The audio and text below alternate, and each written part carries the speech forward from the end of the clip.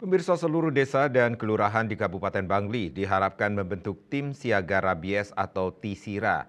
Hal ini sebagai upaya pencegahan penularan penyakit rabies, di mana mengacu data tahun 2023 lalu dari 72 desa yang ada, 43 desa di Bangli dinyatakan masuk zona merah rabies.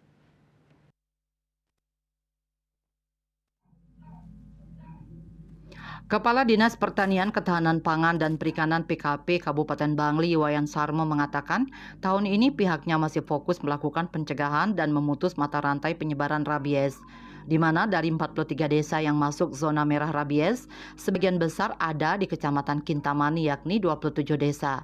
Kemudian disusul Kecamatan Tembuku 5 desa, Kecamatan Susut 4 desa.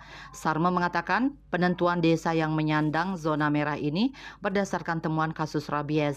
Satu saja terdapat kasus gigitan positif rabies, desa tersebut masuk zona merah rabies.